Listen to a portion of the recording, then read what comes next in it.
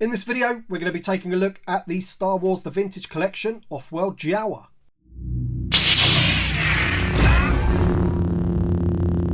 Hi there Star Wars collectors, and welcome to another Bossk Bounty video. Now, as I mentioned in the intro, we're going to be taking a look at the Star Wars The Vintage Collection Offworld Jawa. This particular one says on the name pill there Arvala or Arvala-7. Of course, we are getting another Offworld Jawa as part of the Razor Crest, which is an exclusive Offworld Jawa Elder. He comes with like an extra necklace and an egg that splits in half so you can see all the yolk in it and things like that. But I think that's pretty much it in terms of the differences between the figures. Of course, we will have to wait and see what that one is like that we do get with the Razor Crest. But today we're going to be taking a look at the standard Offworld Jawa from Arvala-7. Here he is on the card back, and of course this figure is available in the same wave as the Ahsoka from Mandalore and the Darth Maul from Mandalore, both on those Clone Wars cards, which I have reviewed already. And he also comes with the ARC Trooper Echo, which of course we've already got on the ARC Trooper 3-pack, but now we get him on a single card, and that review will be coming up in the near future on the channel. But let's take a quick look at the card back for this one. So this one looks pretty awesome to me. Really good image of the Offworld Jawa, straight from the show, that scene there. And there he is in the bubble with the yellow name pill and the yellow bar behind the figure.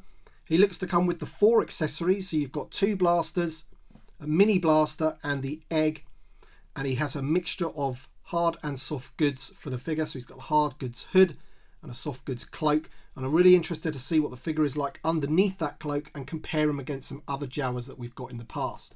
There he is on the Mandalorian card back. Now if you do want to pre-order these figures, they are available at Entertainment Earth. I do think that, like everywhere else, they may have been delayed slightly, but as I said, you can order them, and the link is in the description below. And whatever you order through Entertainment Earth, that link helps out the channel a lot. He is VC203 in the line. There's the other figures from the wave and some of the other figures that we've had in the past. ARC Trooper Echo still to come. But yeah, I love this card back. Really good. It's going to go obviously very nicely with all the other Mandalorian figures that we've got. We've got quite a few of them now. So on the wall, if you're a carded collector, they look pretty good all together. But anyway, I want to get the figure out and check him out, so let's do that right now. Alright then, so here's the Offworld Jawa out of the packaging, and I've got to say, I love this for a number of reasons. And the main reason for me is that it reminds me so much of the vintage Kenner Jawa with the sort of cloth cape. Of course, this one has a hard goods hood, whereas the one from the vintage Kenner did not, but I don't know, it just reminds me of it. It's very small. It's much smaller than the Vintage Collection one, which is the most recent Jawa that we actually got. But of course, he did also come in the Black Series with a smaller Jawa, like a darker brown one, this one.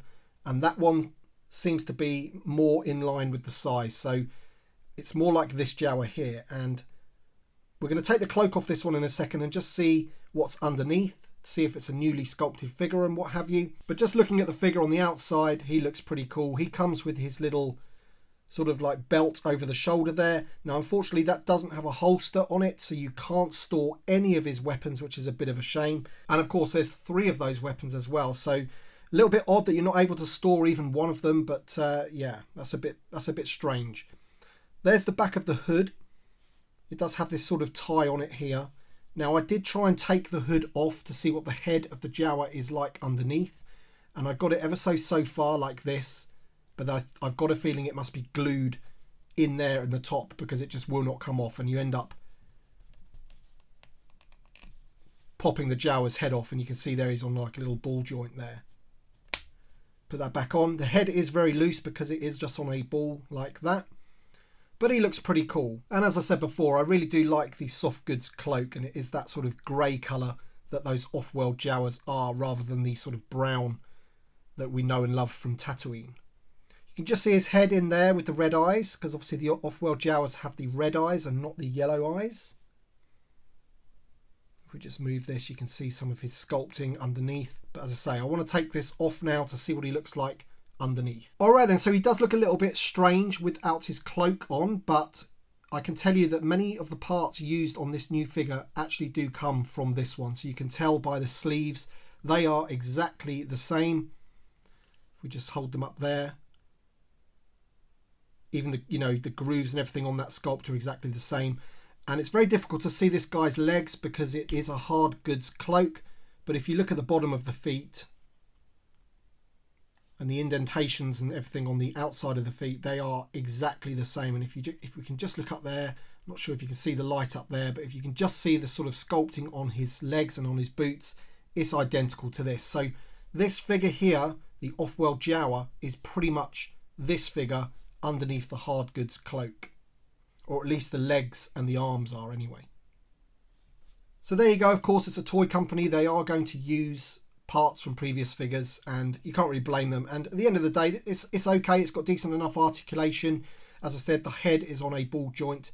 We have the ball jointed shoulders, ball jointed elbows, swivel wrists, swivel thighs, and unfortunately just zero articulation at the feet, because as I say, this figure is used to just standing there a bit like a salt shaker. Now this one obviously hasn't got this hard goods skirt to get in the way, so maybe he could have done with some articulation on the leg, but they haven't actually done that. Anyway, I really don't like looking at the figure like this, so I'm going to put the cloak back on. Now, one of the accessories is the Mudhorn egg, which is just basically a solid piece of plastic with the sort of fur effect on the outside. It looks pretty good. It looks like what it's supposed to, but of course, with it being this shape, it's not going to be able to sort of sit anywhere. It's just going to be round like that and roll around. So I guess you could probably try and put it in his hands if the articulation will allow for it.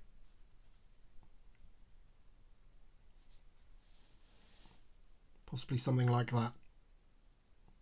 The other accessories, as I mentioned, are 3 blasters, and once again, these are the blasters that you would get with the Vintage Collection and 3.75-inch Black Series Jawas. They're just painted slightly differently. So this one that came with the Black Series one was more of a black. They've gone for a gunmetal grey with these brown highlights on it there, which looks pretty cool. That one's not bad at all.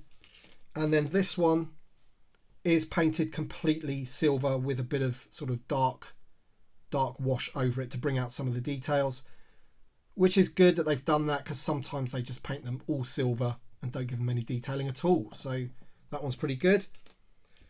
And this tiny little blaster here, very, very small. As I mentioned, that one is just painted completely silver, no sort of detailing on it whatsoever. And this is the blaster that it would have been nice if there was a holster that you could have put it in, because, you know, you're going to lose that. It's very, very small. So he comes with 3 blasters without anywhere really to put them. Alright then, so there he is. It's the Offworld Jawa for the Vintage Collection. Let me know your thoughts in the comment section below. What do you think of the figure? I think it looks pretty decent. Okay, it's not using too many new parts, but I think it represents the Offworld Jawa pretty well from The Mandalorian.